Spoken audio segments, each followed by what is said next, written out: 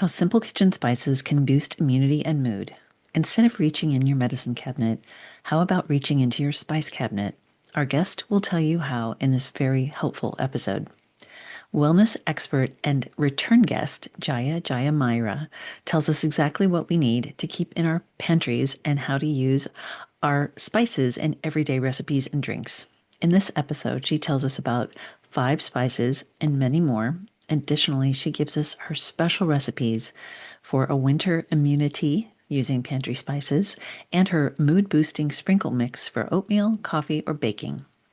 Don't miss this episode, and please leave us a 5-star review or a thumbs up so others can enjoy the show. And if you'd like to hear more from Jaya Jaya Myra, check out episode 130 called How Your Spice Cabinet is Filled with Healing. The Teaching Your Toddler show starts now. Hello, this is Marijo Tinlin from the Teaching Your Toddler show. Today we have a return guest, which we love. We love return guests. Jaya Jaya Myra is back on the show with us today. We are going to talk about a great topic, which I know everybody's going to be really interested in. But first, will you please introduce yourself and tell us a little bit about what's going on in your world? Oh, my name is Jaya Jaya Myra. Thank you so much for having me back again. It's always a pleasure to talk with you. What's going on in my world? Lots of things, but I know we're going to be talking a little bit about food and immunity today and food swaps. I love that topic at this time of year, like around the holidays into the new year. I think this is extra important because it's one of the most stressful times of year, mentally and emotionally. We're just coming out of the holidays. We're going into the new year where people have resolutions and things that they've said that they want to do. We all know that 9 out of 10 people, or if you don't know that, 9 out of 10 people statistically don't keep their resolutions. And that can also cause a lot of mental and emotional disturbances, right? So let's find some ways that food can help us get back on course and help improve mood and mental health and immunity. Absolutely. And another thing that I keep hearing about, luckily we have not been touched by yet, is the super flu and things like that. So I know they would be great for, I'm sure, people to also help protect themselves and their families from that or help recover if they do have something like that going on. So tell us a little bit about, I've heard that you have a winter immunity from your pantry spices. What is that? Absolutely. A lot of our holiday spices, things that people tend to think about when you think about Thanksgiving and Christmas, these are actually super immune boosting spices like that we can add to our foods, our drinks, whatever it is, and actually help keep you a little bit more healthy naturally. Now, I like using these spices year round, honestly, but you tend to hear a lot more about cinnamon and cloves and nutmeg and ginger at the holidays, right? Because we're putting it in our desserts, we're putting it in our food. And honestly, I think that's just because the holidays are the time to where most people they're cooking a little bit more, they're cooking more advanced things. And so we're actually getting into our pantry and our spice rack a little bit more than we tend to throughout the rest of the year. So I think like one of my absolute favorites that's on that list is cinnamon.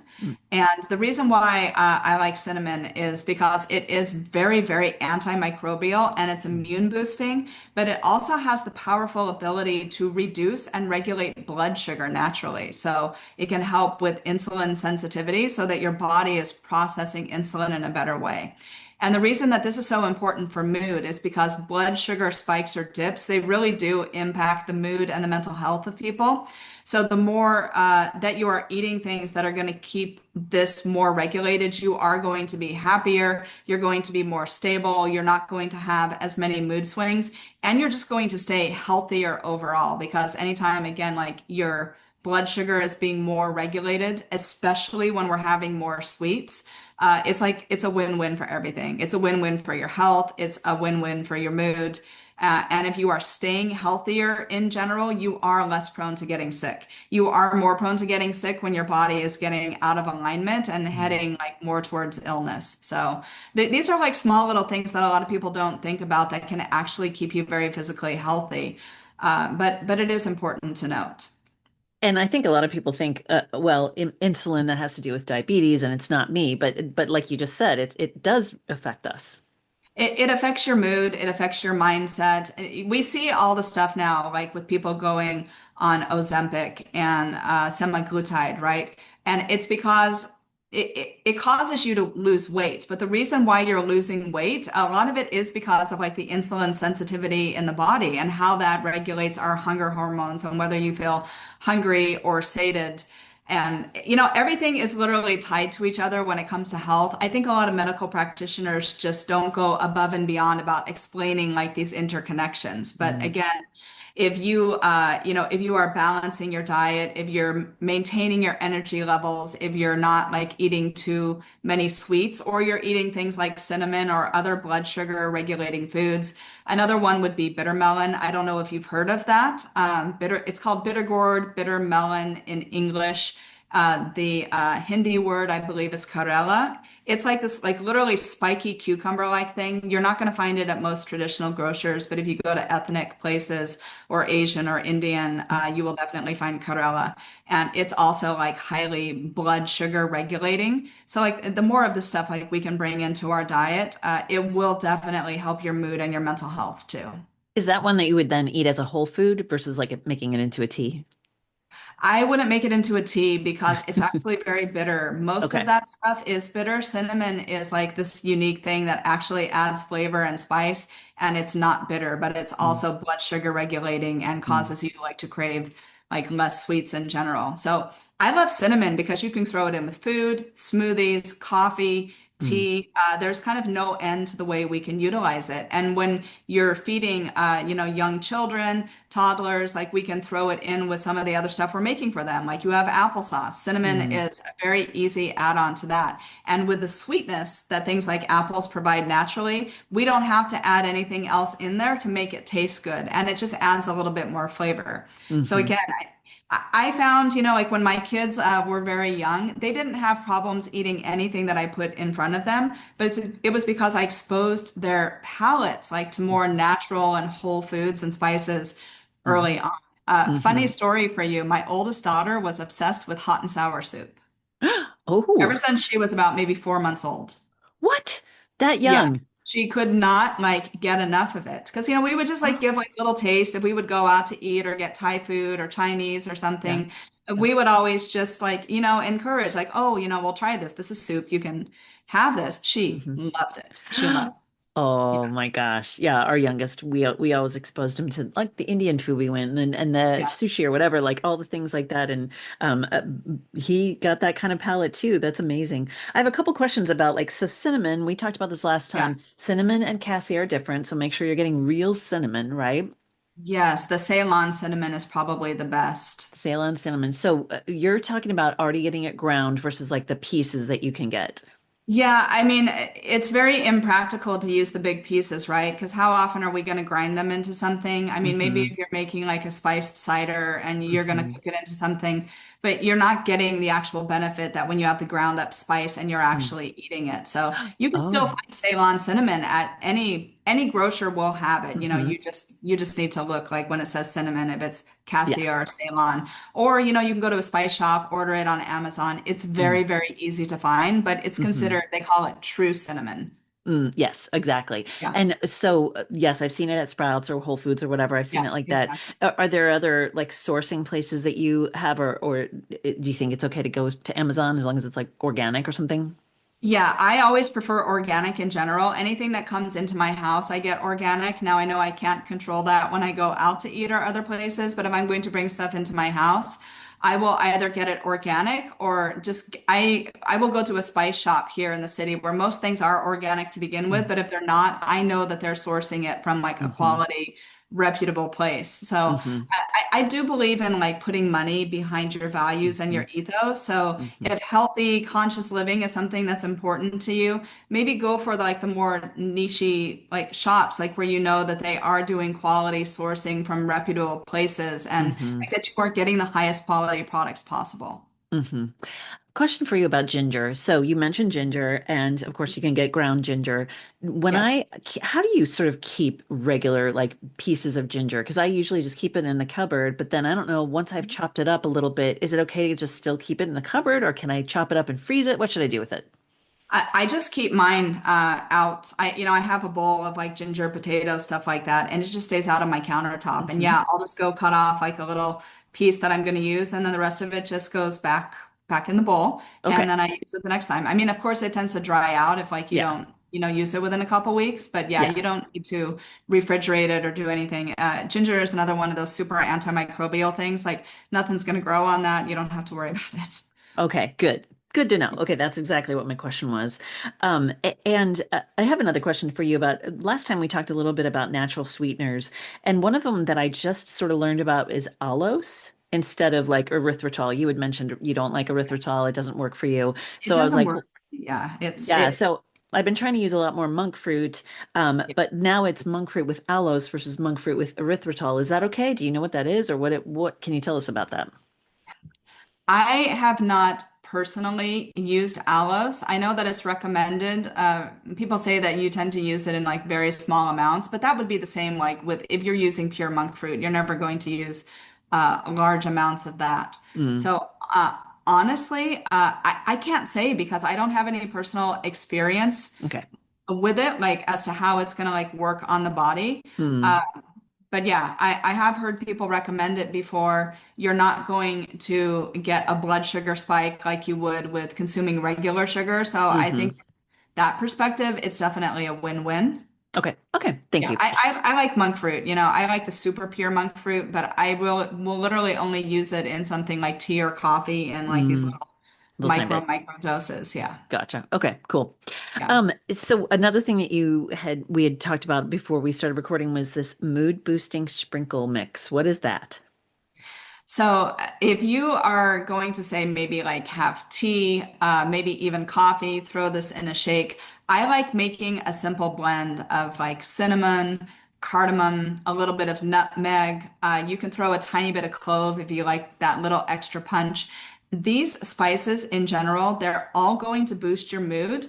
They all have an ability to kind of lift and elevate your mood naturally and also act in a way like that calms down the nervous system. So, like, we want to stay calm, we want to stay focused, we want our mood to be elevated, and we want to stay healthy. So, these very simple things, like you can just toss them in with your coffee. That's a great way. Like, I like to get cinnamon. I'll make like a little vegan cappuccino sometimes in the early afternoons, and I'll just toss like half a teaspoon of cinnamon or something in that. Grind like some nutmeg into it. Sometimes if I want to get super adventurous, I'll add in a little bit of star anise, right? It's a little harder to grind and get it, super, super fine. But yeah, if you want to take the time, making like these little blends, it's a very thoughtful, mindful way to add that extra dose of immunity and mood boosting effects into something that you're consuming.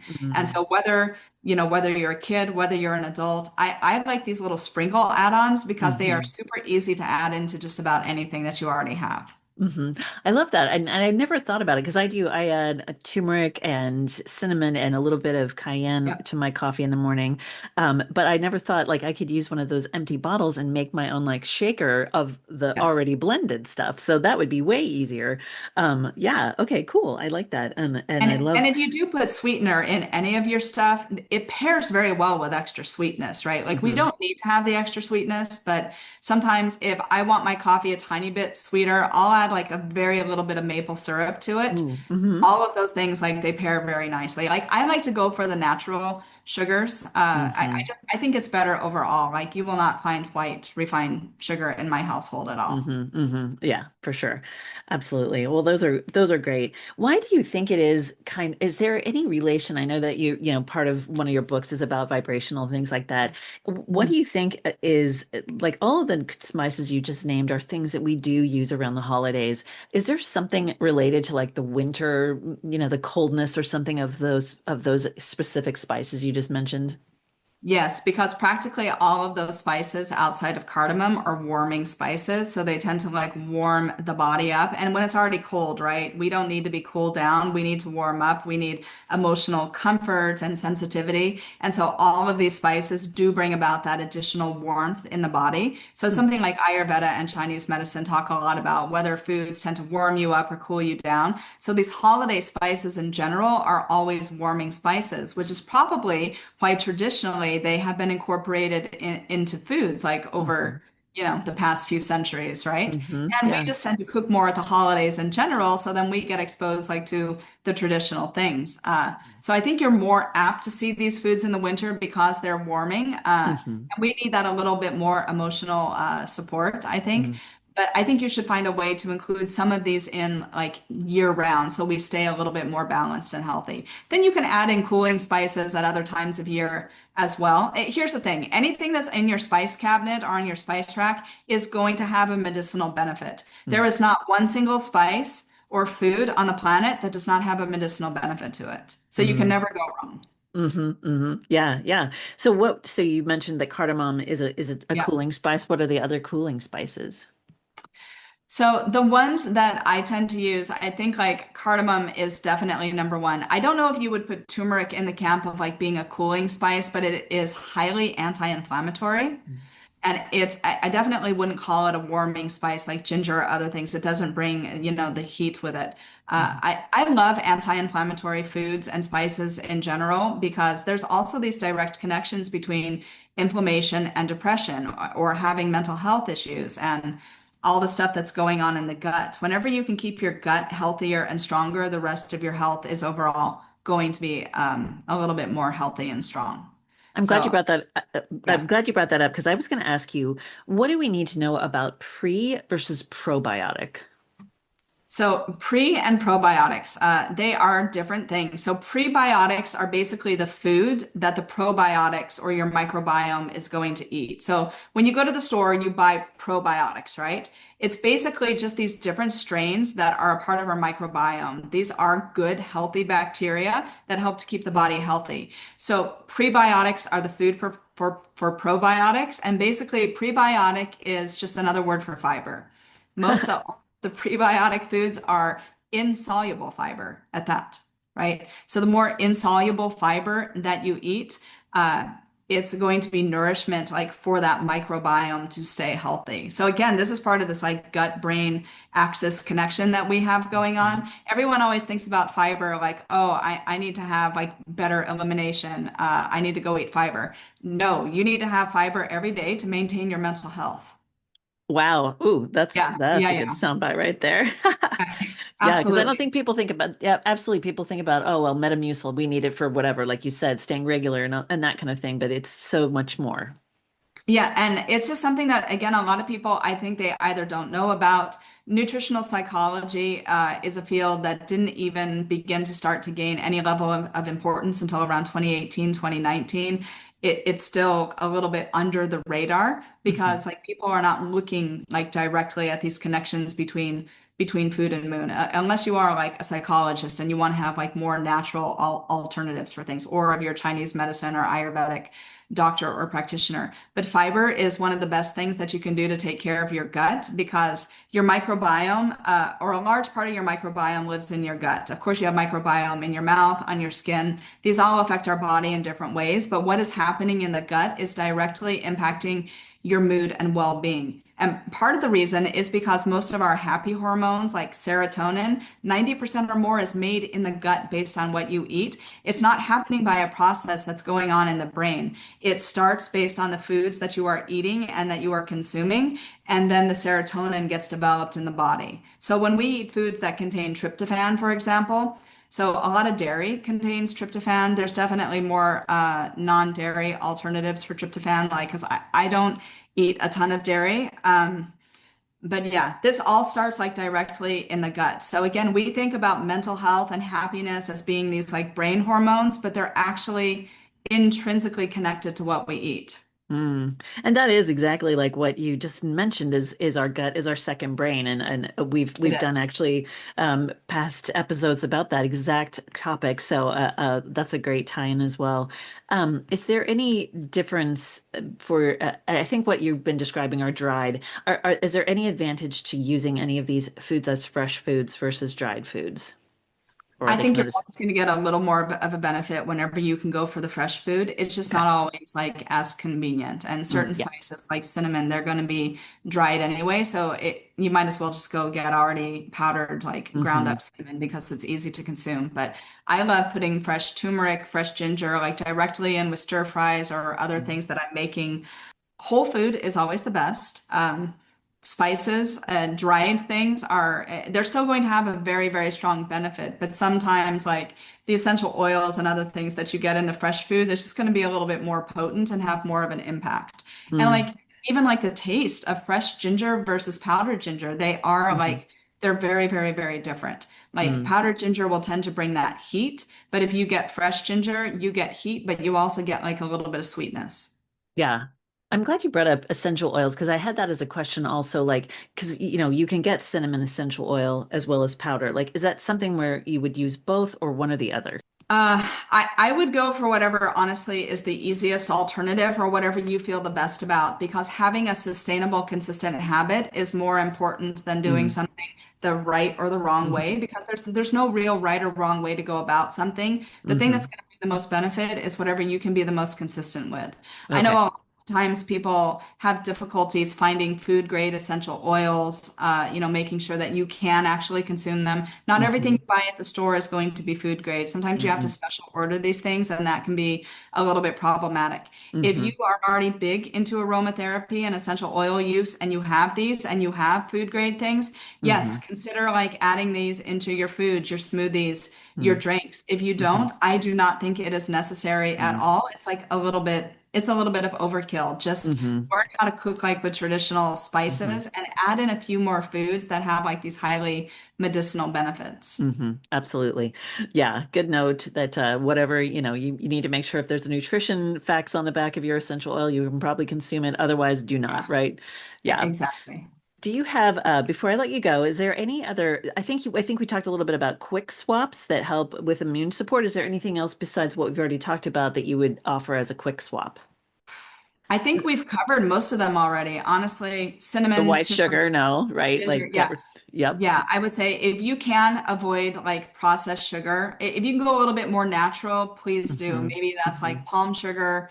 Maybe it is using something that's more like a monk fruit or erythritol. I personally don't like erythritol, but that doesn't mean it won't work for other people, right? It just gives me hmm like GI issues. So hmm I would say anytime you can get processed sugars out of your diet, the better. hmm Even if that's throwing hmm something like a maple syrup in hmm place of like a refined sugar, it's going to be better on the body overall. hmm So hmm getting rid of sugars, reducing inflammation. So maybe a quick swap is a lot of people don't know that dairy is actually very inflammatory, especially the types of dairy that contain more whey. So we're talking like whole milk, whole yogurt, cheeses in general, not feta, that tends to contain less, but just our normal cheese, but cheddar, mozzarella, any of that stuff. hmm That's actually very inflammatory to the body. Now, it can have mood boosting benefits, but it can also be inflammatory. So, if you can reduce the inflammation, maybe with going with a plant-based or vegan alternative to these things, I think that that can also have a pretty profound benefit. Like, I have eliminated cheese from my diet in general. I also don't do milk. I will go with non-dairy hmm sources and alternatives. And honestly, you can find some truly amazing ones on the market nowadays that taste really good, that are still like super creamy and even like super low sugar if you know where to look. hmm Where do you land on carginen? I don't tend to consume it, but I wouldn't say Mm. that I have a strong opinion on it one way or Okay. the other. Okay. Great. I just sometimes some of those alternative milks have, some carrageenan and I've just tried to avoid that as well, but I didn't know. Okay, great. What did I forget to ask you about? Anything? I don't think so. I think like the most important thing to remember is our goal is just to be healthier and happier overall, right? So the way that we get there is by micro habits, something that we can stay consistent with on a daily basis. That is literally the most important thing for improving our health and our mood. It doesn't, don't make these like big changes that you do one time or like once a month. That's not going to have that big of an impact. That's why I'm always giving like these super small practical things because if you're apt to stick with them, they're actually going to have a benefit and change like the trajectory of your health. Even if it's just Mm. this like slight change from like here to here over hmm time, like you grow into Mm, this huge, huge divide. So again, absolutely. consistency is more important for neural programming and wiring, and Mm. building better sustainable habits in general. And whenever Mm-hmm. you can get something to become a habit, you no longer have to put effort into it. It's just something that's built its own momentum, and it's going to pull you in that direction even when you're not putting the conscious effort. And as busy and stressed out as we all are anyway, anything you can do to have more micro habits in your day, Mm-hmm. you will be happier and healthier. Absolutely. Perfect. What a great way to end. Tell us where we can find you and anything else that you would like us to know about that. At Jaya Jaya Myra online, just about everywhere. Instagram, website. Yeah, you can find me under Jaya Jaya Myra. I just launched a new course actually, which is teaching people how to determine your elemental type for highly personalized wellness solutions, whether it's these food for mood things and the swaps or meditation and mindfulness. But basically, you can learn exactly how to identify where a problem is stemming from in your constitution and find ways to remedy it naturally. Ooh, oh my gosh. Well, let's make sure we get that link in there. I actually have that bookmark for the finding your type and temperament from your book and right here. Yeah, it's very much in alignment with that. This is just like an online course that is meant to help, people who want the knowledge, but also healers and wellness practitioners so that they can accelerate their practice and have like more personalized, tailored solutions to work with people. Because if you have a personalized solution that works for your constitution, it's going to work a lot better than like broader based approaches that don't work for everyone. When it gets to spices is one of those things that works for everyone. But when we start talking about other forms of like well-being, that's not the case. Absolutely. Wow, that sounds very intriguing. And again, we'll make sure that the listeners can find that. So thanks for mentioning that, and we'll link it in the show notes. Thanks so much for joining us today. Again, it's great to have you back. Yeah, thank you so much. Appreciate Mhm. you. Yeah. This has been the Teaching Your Toddler Show with Marijo Tinlin. Thank you so much for joining us today. If you enjoyed today's show, please leave a 5-star review or a thumbs up so we can reach more parents like you. To be notified when new shows post, please subscribe by sending an email to subscribe@teachingyourtoddler. For more expert interviews, fun activities, and storytime podcasts, please visit our website at teachingyourtoddler.com. All of our shows are also posted as videos as well on our YouTube channel at Marijo Tinlin. Find us on Facebook at Teaching Your Toddler, X at Teaching Toddler, Instagram at Teaching Your Toddler, and make sure you check out our past shows. We have so many diverse topics. There's most likely more shows that you will enjoy. Thanks for joining us, and come back and see us again real soon.